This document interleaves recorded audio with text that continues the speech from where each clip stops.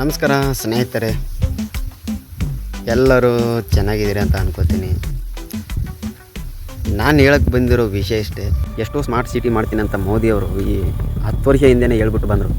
ಒಂದನಾದ್ರೂ ಆಗಿದಾವಲ್ಲ, ಇದ್ದಿರೋ smart city ಎಲ್ಲ ಸ್ಮಶಾನಗಳಾಗಿದ್ದಾವೆ. ಇವಾಗ ಎಲ್ಲ ಹಾಳಾಗೋಗಿದ್ದಾವೆ. ಎಲ್ಲ ರಸ್ತೆಗಳು ಹಿಡ್ಕೊಂಡು ಜನರಿಗೆ ಉದ್ಯೋಗ ಅಂತೂ ಇಲ್ಲ. ಯುವಕರಂತೂ ಲಕ್ಷಗಟ್ಟಲೆ ಕೋಟಿಗಟ್ಟಲೆ ಜನ ಇವತ್ತು ಡಿಗ್ರಿ ಮುಗಿಸ್ಬರ್ತಾರೆ, PUC ಮುಗಿಸ್ಬರ್ತಾರೆ, ಎಲ್ಲ ಕಂಪ್ಲೀಟ್ ಮಾಡ್ಕೊಂಡು ಬರ್ತಾರೆ. ಅವ್ರಿಗೆ ಅಟೆಂಪ್ಟ್ ಮಾಡೋದಕ್ಕೆ ಎಕ್ಸಾಮ್ಗಳೂ ಇಲ್ಲ.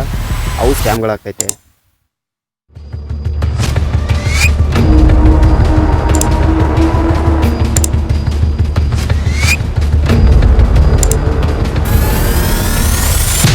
ಈಗಾದರೆ ಹೆಂಗ್ರಿ ದೇಶ ಕಟ್ತಾರೆ ಇವರು? 10 ವರ್ಷದಲ್ಲೆಲ್ಲ ಹಾಳು ಮಾಡಿಬಿಟ್ಟಿದಾರಲ್ಲಪ್ಪ. ಮೋದಿ ಎಲ್ಲಿದ್ದೀರಿ? ಬರೀ ದೇಶ ಸುತ್ತೋದೈತಲ್ಲ ಕತೆ. ಅಭಿವೃದ್ಧಿ ಯಾವಾಗ? 10 ವರ್ಷ ಆದ್ರೂ ಸ್ವಲ್ಪ ಹಳ್ಳಿಗಳನ್ನು ಬೆಳೆಸುವಂಥ ಕೆಲಸಗಳನ್ನು ಮಾಡಿರಿ. ನೀವೇನು ಅಲ್ಲಿ ಎಲ್ಲೋ ಕೂತ್ಬಿಟ್ಟು ಮಾತಾಡೋದಲ್ಲ, ಬಂದ್ಬಿಟ್ಟು ಹಳ್ಳಿಗಳಲ್ಲಿ ಸುತ್ತಾಡಿ.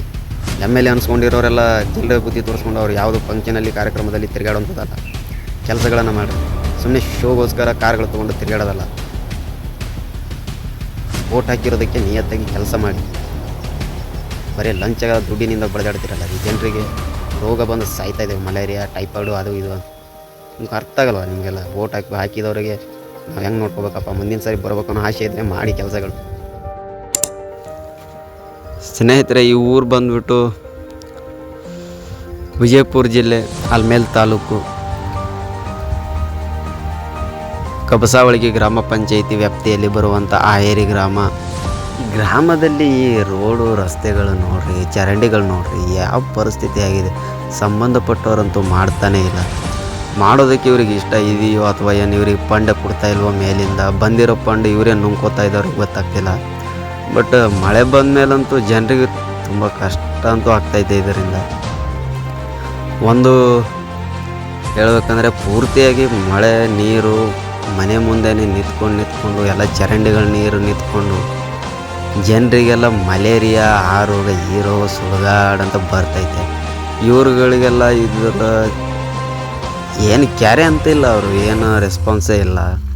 ಸರ್ಕಾರದಿಂದನೂ ಇಲ್ಲ, ಯಾವ ಪಂಚಾಯಿತಿಗಳಿಂದ ಇಲ್ಲ, ಜಿಲ್ಲಾ ಪಂಚಾಯಿತಿಯಿಂದ ಇಲ್ಲ, ತಾಲೂಕು ಪಂಚಾಯಿತಿಯಿಂದ ಇಲ್ಲ, ಗ್ರಾಮ ಪಂಚಾಯಿತಿಯಿಂದನೂ ಇಲ್ಲ. ಹಾಗಿದ್ರೆ ಜನಗಳು ಏನು ಇವ್ರಿಗೆ ಓಟು ಸುಮ್ಮನೆ ಪುಕ್ಸೆಟ್ ಹಾಕ್ಬೇಕಾ ಇವರಿಗೆ? ಇದು ನನ್ನ ಪ್ರಶ್ನೆ. ಯಾವನು ಏನು ಹೇಳ್ತಾನೋ ಗೊತ್ತಿಲ್ಲ. ಇದನ್ನು ಮಾತ್ರ ನೋಡಿ ನೀವು ಹೆಂಗಾಗಿದೆ ನೋಡಿ. ಇದು ಗಟ್ಟರೆಲ್ಲ ತುಂಬ್ಕೊಂಡ್ಬಿಟ್ಟಿದೆ ನೀರು. ಮನೆ ಮುಂದೆನೇ ನೀರು ಹೋಗ್ತಾಯಿದೆ. ನಡೆದಾಡೋಕ್ಕೆ ಕೂಡ ಹಂಗೆ ಹೋಗ್ಬೇಕು. ನಾವು ನೀರಲ್ಲೇ ಹೋಗ್ಬೇಕು ಅಂತ ಕೊಳಚೆ ನೀರಲ್ಲಿ ಹೆಂಗೆ ಹೋಗ್ಬೇಕು? ಮಳೆ ಬಂದಿರೋ ನೀರು ಇದೆಲ್ಲ. ಅದ್ರ ಮೇಲೆ ಗಟ್ರ ನೀರೆಲ್ಲ ಇಲ್ಲೇ ಬರುತ್ತೆ. ಚರಂಡಿಗಳ ನೀರೆಲ್ಲ ಮೇಲೇ ಹೋಗ್ತಾ ಇರುತ್ತೆ. ಹಾವು ಚೇಳು ಅಂತ ಸುಡುಗಾಡೆಲ್ಲ ಬರುತ್ತವೆ. ಯಾವುದೇ ಚಿಕ್ಕ ಮಕ್ಕಳಿಗೆಲ್ಲ ಕಡಿದ್ಬಿಟ್ಟು ಸಾವನ್ನಪ್ಪಿದ್ರೆ ಇವ್ರು ಬಂದುಬಿಟ್ಟು ಏನು ಜೀವನ ಬದುಕಿಸ್ತಾರ ರಿಟರ್ನ್? ಇರೋ ವ್ಯವಸ್ಥೆನ ಸರಿಯಾಗಿ ಇಡೋದಕ್ಕೆ ಆಗ್ತಿಲ್ವಲ್ಲ ರೀ. ನಿಮ್ಗಳಿಗೆ ಓಟ್ ಹಾಕಿಬಿಟ್ಟು ನಮಗೇನು ಲಾಭ? ವೇಸ್ಟ್ ನನ್ನ ಮಕ್ಕಳು ನೀವೆಲ್ಲ ಅಧಿಕಾರಿಗಳು. ಇಂಥ ಚಿಲ್ಲರೆ ಬುದ್ಧಿ ಎಲ್ಲ ತೋರಿಸ್ಬೇಡ್ರಿ. ಬಂದ್ಬಿಟ್ಟು ಇವು ರಸ್ತೆಗಳನ್ನೆಲ್ಲ ಮಾಡಿಕೊಂಡು ಇವೆಲ್ಲ ಊರುಗಳನ್ನು ನೋಡ್ಕೊಳ್ಳಿ, ಹಳ್ಳಿಗಳಲ್ಲಿ ತಿರುಗಾಡಿ. ಏನು ಕರ್ಮ ಗುರು? ಓಟ್ ಹಾಕ್ಬಿಟ್ಟು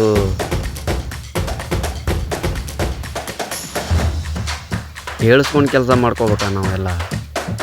ಹೇಳ್ದೇನೆ ಮಾಡಿರಿ. ಕಣ್ಣಿಗೆ ಕಾಣುವಂಥದ್ದು ಇದೆಯಲ್ಲ, ಇದೇನಪ್ಪ ಕಣ್ಣಿಗೆ ಕಾಣಲ್ಲ, ನೀವು ಹೇಳಿದ್ರೆ ತಾನೇ ಮಾಡಬೇಕು ಅಂತ ಏನಾದರೂ ಇದೆಯಾ? ಮಾಡಿ. ನೋಡ್ತಾ ಇದ್ದೀರಲ್ಲ, ಆಗುತ್ತಲ್ಲ ನಿಮಗೆ. ಗೊತ್ತಾಗಲ್ವ ಇದನ್ನೆಲ್ಲ? ನೋಡಿ ಸ್ನೇಹಿತರೆ, ನಾವು ತಿಳ್ಕೊಬೇಕಿರೋದು ಇಷ್ಟೇ. ಯಾವ ನನ್ನ ಮಗನಿಗೆ ಚಿಲ್ಲರೆ ನನ್ನ ಮಕ್ಕಳಿಗೆಲ್ಲ ಓಟ್ ಹಾಕ್ಬಿಡಿ. ಯಾವನು ನಿಯತ್ತಾಗಿ ಬದುಕ್ತಾನೋ ಅವನಿಗೆ ಓಟ್ ಹಾಕಿ. ಧನ್ಯವಾದ. Thank you.